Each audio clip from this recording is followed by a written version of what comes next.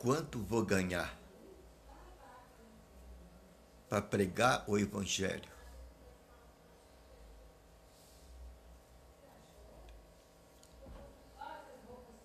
Será que é aí que está a base da nossa motivação para divulgar o Evangelho de Jesus Cristo a este mundo?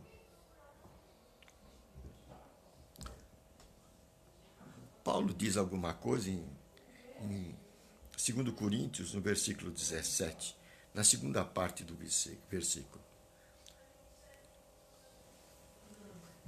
E aqui a gente pode encontrar o caminho para ver onde está a nossa motivação certa quando anunciamos o Evangelho do Reino de Deus a este mundo. É esse Evangelho que este mundo está precisando ver.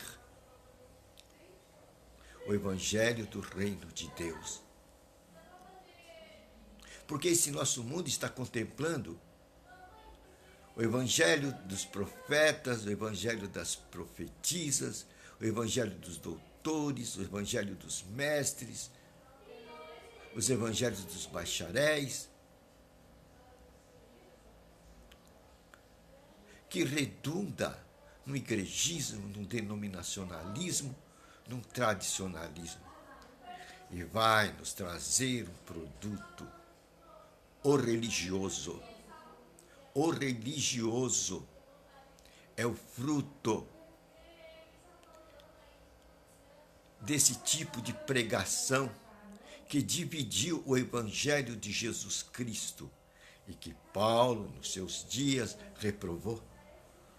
Porque Paulo viu esta mesma linha de pensamento há 2000 anos atrás, quando disseram para ele: eu prego o Evangelho de Cefas, eu prego o Evangelho de Paulo, eu prego o Evangelho de Apolo. Aí estava a semente do anticristo. A semente do anticristo. E Paulo os reprovou, dizendo que um só é o nosso fundamento, o Evangelho de Jesus Cristo.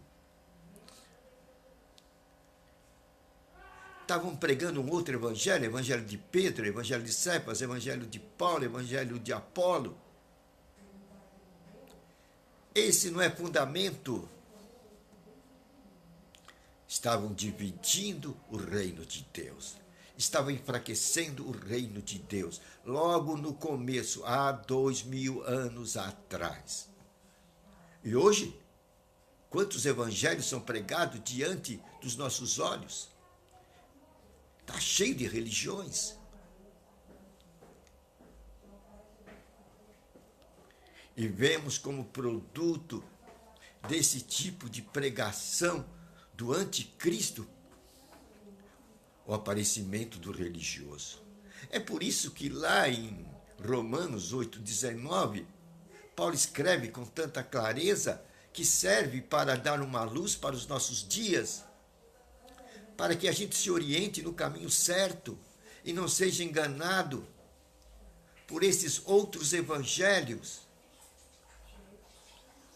que dividiram o reino de Deus e colocaram o evangelho do anticristo diante dos nossos olhos e deu como resultado o aparecimento do religioso e não dos filhos de Deus. Vai lá, Romanos 8,19, você vai ver o que está escrito. A natureza espera com grande expectação, o aparecimento dos filhos de Deus. A natureza espera com grande expectação o aparecimento dos filhos de Deus. A natureza, esse mundo aqui,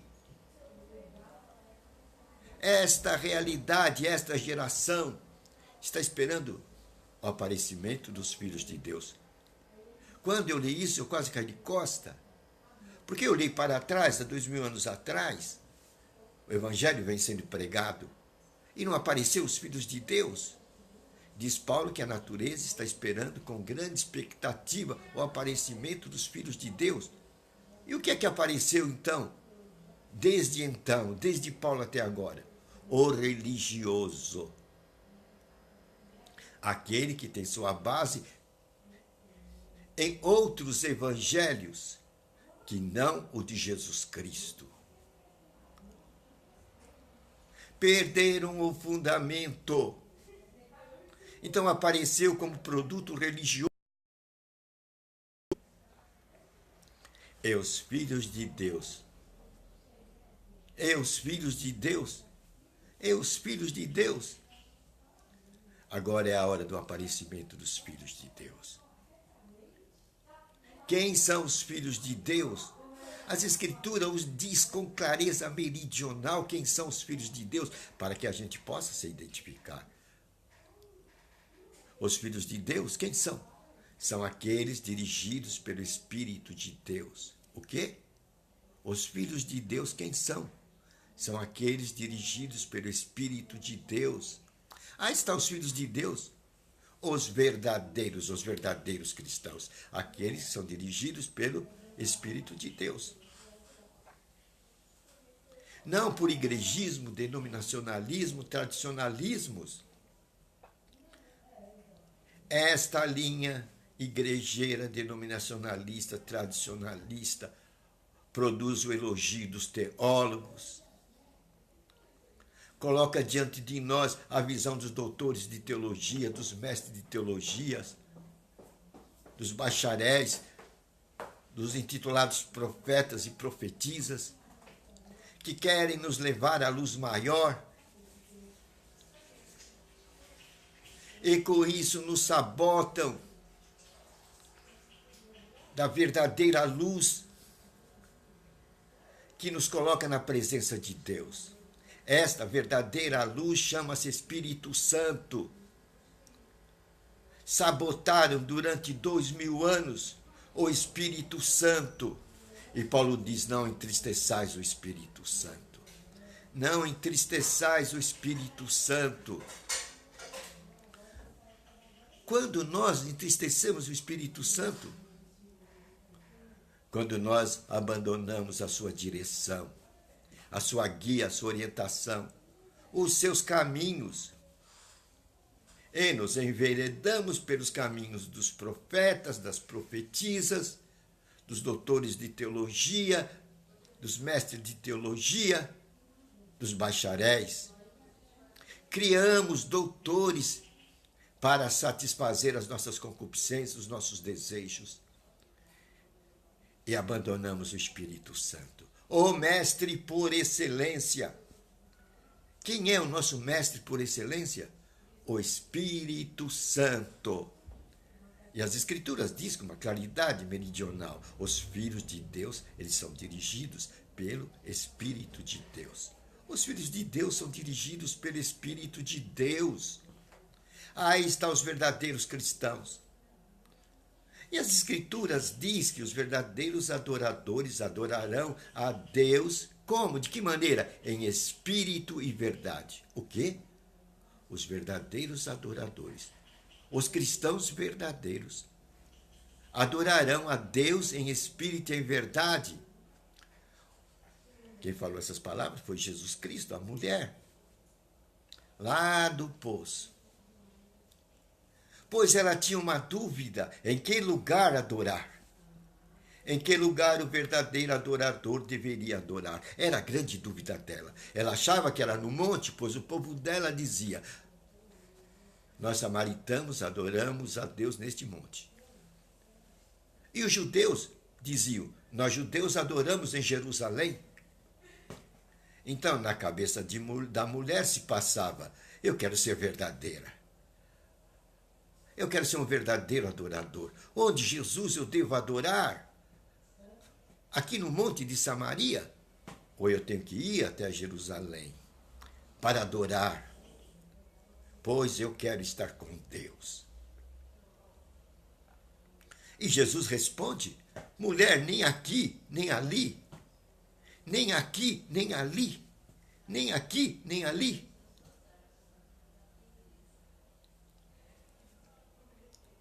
Jesus está quebrando com o igrejismo, denominacionalismo, tradicionalismo, que produz o religioso e não produz o verdadeiro cristão.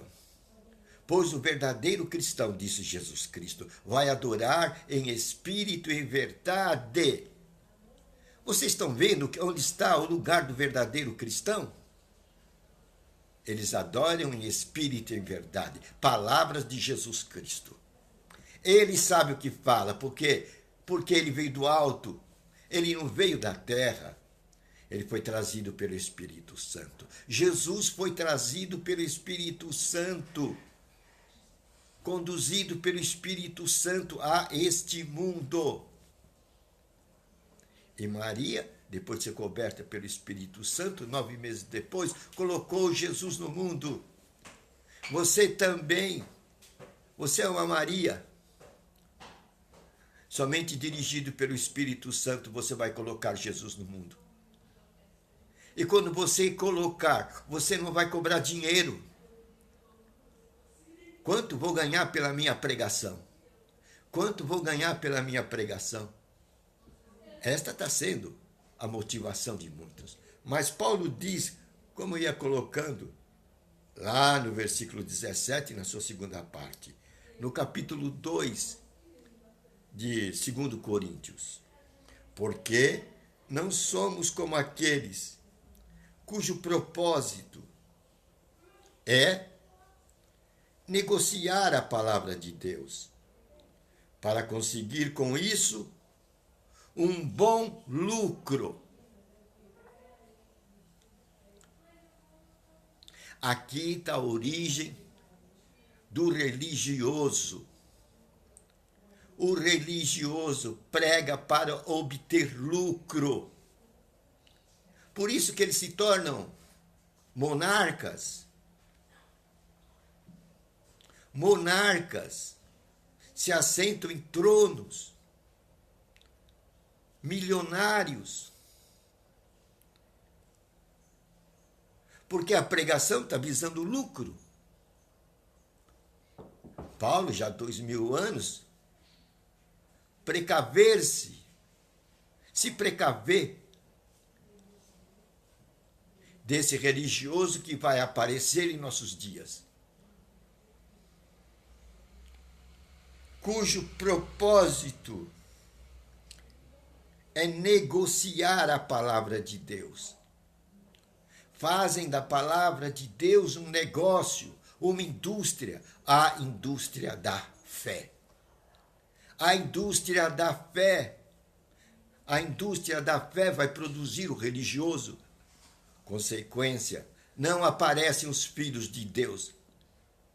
Um bando de enganados que vão encontrar os portais da eternidade fechados para eles, porque eles não têm o óleo do Espírito Santo, o ensinamento do Espírito Santo dentro deles, mas tem o ensinamento dos profetas, das profetisas, dos doutores, dos mestres e bacharéis em teologia.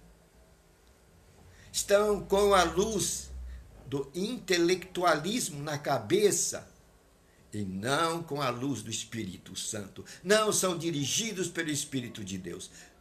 Então não são filhos de Deus. São filhos das instituições religiosas. Estão acorrentados nos seus dogmas, nas suas doutrinas. São os religiosos. E Deus vai dizer para eles, quando eles chegarem nos portais abertos da eternidade, fechado: eu nunca os vi, eu não os conheço. E eles vão retrucar. Como eu falei no teu nome, eu preguei, expulsei demônio no teu nome. Mas a resposta é: eu nunca os vi. Vocês não eram dirigidos pelo meu Espírito. Vocês eram dirigidos por profetas, profetisas, doutores em teologias, mestres em teologia, teólogos, bacharéis. Vocês criaram esses tipos para vocês e abandonaram o meu espírito, entristeceram o meu espírito. Meu espírito não dirigiu vocês, vocês nunca ouviram a minha voz. Vocês ouviram sim a voz de suas doutrinas, de seus dogmas, e fizeram dogmas para vocês. Lugar aqui vocês não têm. E para onde que eles vão? Se Deus nunca os viu, passaram 20 anos, 40 anos, 60, 80 anos ouvindo dogmas e doutrinas de homens, produto do intelectualismo, produtos de teólogos, e abandonaram o verdadeiro mestre, o Espírito Santo. São religiosos, não são os filhos de Deus. Eles não entrarão no reino de Deus. Os portais estarão fechados para eles. E Deus disse: eu nunca os vi, eu nunca os vi. Todas as obras que vocês estavam fazendo, eu não as estava vendo. Não tinha o selo do meu Espírito. Vocês estavam andando nas obras dos homens. Vocês criaram doutores para vocês mesmos. Vocês se encheram das doutrinas intelectualistas. Vocês estão cheios de intelectualidades, mas vazios do meu Espírito. Vocês não têm o óleo do Espírito Santo. Vocês entristeceram o Espírito Santo. Quem são vocês? Os religiosos. Os que fizeram da casa de Deus uma instituição, um negócio, uma indústria da fé. Com que propósito? Ganhar dinheiro, se aceitarem tronos, viver em mansões, compradores de fazenda, de gados, investidores. Fizeram da casa de Deus a indústria da fé. Seus religiosos entristeceram o Espírito Santo. Não se deixaram dirigir pelo Espírito Santo. É isso que Paulo está dizendo aqui. Vocês criaram outro evangelho, o evangelho de Paulo, o evangelho de Cefas, o evangelho de Apolo. Destruir o evangelho de Jesus Cristo. Quando é que vamos nos despertar desse sono dos religiosos que produz o religioso e vamos passar para o outro lado, o lado dos filhos de Deus, os que são dirigidos pelo Espírito de Deus? Essa é a advertência que soa hoje. E a grande mudança, terras novas à vista, onde o Espírito Santo será o Espírito que dirigirá o povo de Deus. Essa é a nossa tônica. Queria grifar isso com letras bem grandes, para que os que passassem em altas velocidades pudessem ver essa notícia. O povo de Deus, o Filho de Deus, é dirigido pelo Espírito de Deus. O povo de Deus, a nova criatura, é dirigido pelo Espírito de Deus. O verdadeiro cristianismo é dirigido pelo Espírito Santo, não por instituições religiosas, denominacionalistas e tradicionalistas. Eu queria que esse marco ficasse na sua mente como aquela marca que fica no boi a ferro quente e não sai dele. Que o Filho de Deus é dirigido pelo Espírito de Deus. O religioso é dirigido por denominacionalismo, tradicionalismo e igrejismo. É hora do despertamento. E esse terceiro milênio é hora da verdade. Os filhos de Deus são dirigidos pelo Espírito de Deus. Esta é a hora da verdade. Ninguém mais pode nos enganar. Engane-se quem quiser. Que façam profetas, que façam profetisas, que façam doutores, mestres, bacharéis de teologia para se enganarem. Mas Jesus vai dizer: eu nunca os vi.